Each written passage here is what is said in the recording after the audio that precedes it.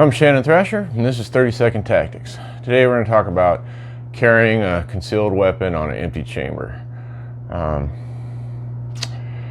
The main reasons I've heard people say it's a good idea, unfortunately, I hate to say this, but the main one I hear is people don't trust the gun. They don't trust the safety on the gun or the way the gun's designed.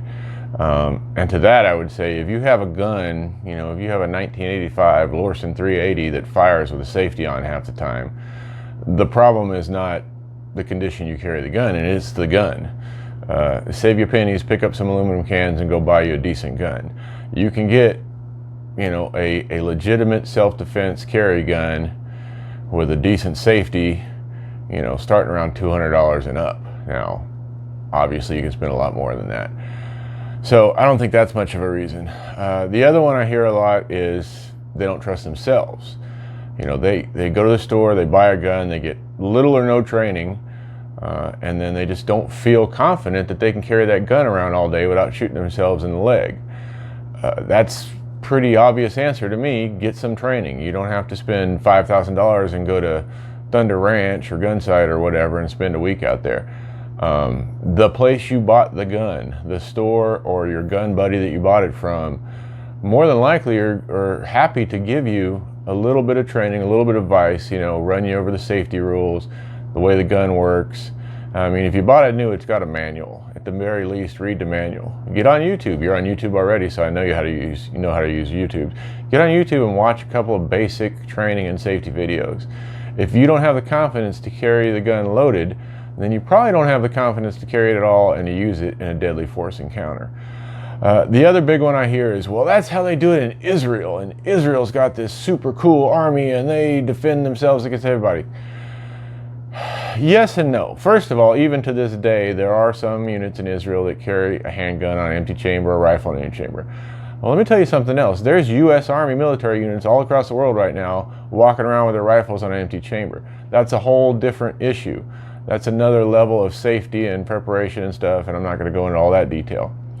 But the reason the Israelis originally carried handguns on an empty chamber, if you actually do the research and don't just believe what somebody tells you, is when they were first developing as a country, they didn't have their own guns, they didn't have a lot of contracts, they didn't have the Army, the U.S. Army sending them a bunch of guns like they do nowadays. And they would have 5, 10 different kind of guns with all different safeties, different ways they worked and stuff. And you also have to realize that Israel, everybody joins the Army. It's mandatory. Everybody in the country that's capable does 2 years in the Army. So they're training their entire population. And of course, that takes a lot of time. So what's the minimum amount of training that you could teach 100 people to use 5 different kinds of guns?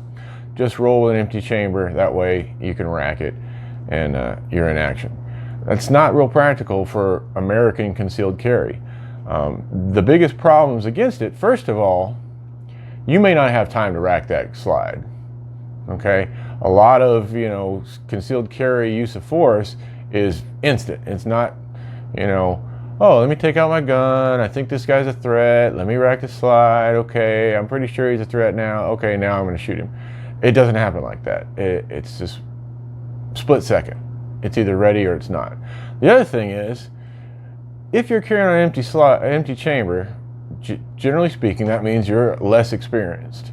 You haven't done the high stress stuff that's going to help you deal with this lethal force encounter that just popped out of nowhere. You're walking back to your car at Walmart, you're looking at your phone, boom. Now all of a sudden you're in a life and death struggle.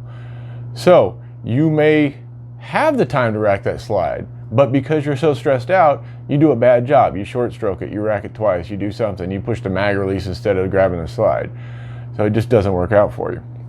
And then the one that gets me the most, and there's videos on YouTube you can find of incidents of this, is this is a deadly force encounter. So what's going on? Maybe you're being grabbed. Maybe he's trying to grab your gun. Maybe he's got a knife and you've got one hand on the knife and one hand on, whatever the reason, you may not have access to that second hand.